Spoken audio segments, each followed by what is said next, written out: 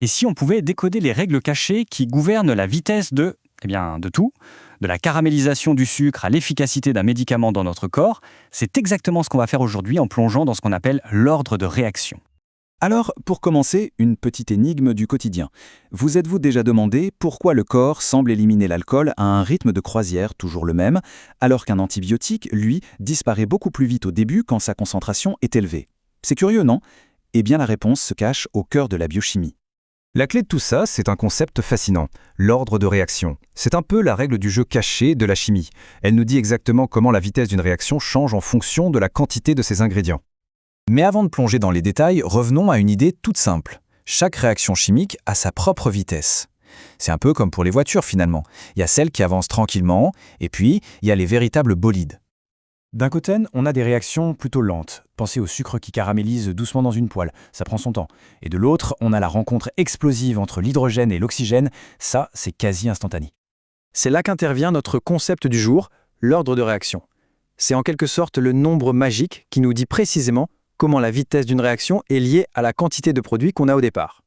Pour être un peu plus formel, l'ordre de réaction, qu'on note souvent N, c'est un chiffre qui mesure la sensibilité de la vitesse de la réaction à la concentration d'un ingrédient. En gros, est-ce que ça accélère beaucoup si on en met plus? C'est cette règle qu'on va décortiquer ensemble. Et tout ça, ça tient dans cette petite équation qui a l'air simple, mais qui est hyper puissante. La vitesse, V, est égale à la concentration du réactif, A, élevée à une certaine puissance, N. C'est ce N, l'ordre de réaction, qui est le vrai chef d'orchestre ici. C'est lui qui dicte tout. Allez, commençons par le cas le plus simple, l'ordre 0. Ici, la règle est radicale. La vitesse s'en fiche complètement de la quantité de réactif qu'il y a. Le principe est donc très simple, la vitesse est constante. Point. Imaginez un seul guichet ouvert à la poste. Peu importe s'il y a 3 ou 30 personnes dans la file, l'employé traitera les gens au même rythme. Eh bien, c'est exactement ça, une réaction d'ordre 0. Visuellement, la signature d'une réaction d'ordre 0 est unique, elle est immanquable.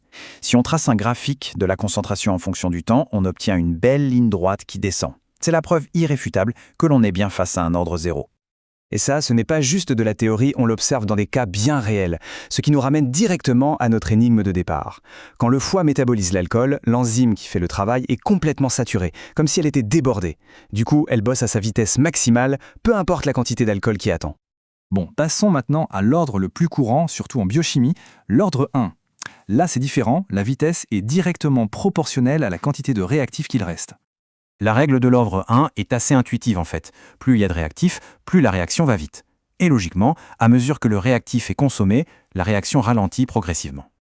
Alors ici, attention, la concentration ne diminue plus en ligne droite. Elle suit une courbe.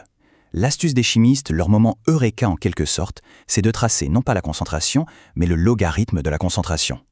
Et là, magie. Si on obtient une ligne droite, c'est la preuve qu'on a bien affaire à une réaction d'ordre 1. Et cet ordre 1, il est absolument partout. De la physique nucléaire, avec la désintégration d'un atome radioactif, à la manière dont notre corps gère la plupart des médicaments, comme nos fameux antibiotiques. On aborde maintenant notre dernière grande catégorie, l'ordre 2. Ici, tout est une question de probabilité. Pour que la réaction se produise, il faut que 2 molécules se trouvent et se percutent. Ces réactions, c'est un peu comme des rencontres dans une foule. Plus la place est bondée, autrement dit plus la concentration est élevée, plus les chances de se rentrer dedans et donc de réagir sont grandes. La vitesse est donc hypersensible à la concentration. On commence à voir le schéma qui se dessine, pas vrai? Pour chaque ordre, il y a une petite astuce mathématique qui permet de vérifier et d'obtenir une ligne droite. Pour l'ordre 2, il suffit de tracer l'inverse de la concentration en fonction du temps, et voilà notre preuve linéaire. On retrouve cet ordre dans des réactions d'association qui sont fondamentales. Par exemple, c'est la toute première étape du travail d'une enzyme, le moment où elle rencontre et se lie à la molécule sur laquelle elle va agir. Ok, récapitulons tout ça. Ce tableau, c'est l'aide-mémoire ultime. Il résume tout ce qu'on vient de voir. De quoi dépend la vitesse, quel graphique nous donne la fameuse ligne droite, et même comment la demi-vie d'un produit se comporte. C'est un outil vraiment indispensable pour s'y retrouver. Mais voilà, la biologie, c'est souvent plus complexe. Et ce qui est vraiment fascinant, c'est que parfois, une seule et même réaction peut changer de règle en cours de route. Elle ne suit pas sagement un seul ordre. C'est le fameux modèle de Michaelis-Menten qui décrit ça parfaitement. Il nous montre comment une enzyme, par exemple, peut changer de comportement. Quand son carburant est rare, sa vitesse dépend de la concentration. C'est l'ordre 1. Mais si on l'inonde de carburant, elle finit par saturer. Et là, elle bascule en ordre 0 et travaille à une vitesse constante. Et voilà, on a la réponse complète à notre énigme du début. L'alcool, souvent consommé en grande quantité, sature l'enzyme du foie. La réaction passe donc en ordre 0 avec un rythme d'élimination constant. L'antibiotique, lui, est présent à une concentration bien trop faible pour saturer quoi que ce soit. Son élimination suit donc une cinétique d'ordre 1, plus rapide au début. Et ça ouvre une question immense. Maintenant qu'on connaît ces règles, jusqu'où pourrait-on aller? Si on apprenait à changer l'ordre d'une réaction, quels processus biologiques fondamentaux pourrait-on contrôler? Imaginez pouvoir ralentir le vieillissement ou accélérer la réparation des tissus. Ce n'est pas de la science-fiction, c'est tout le pouvoir de la cinétique chimique.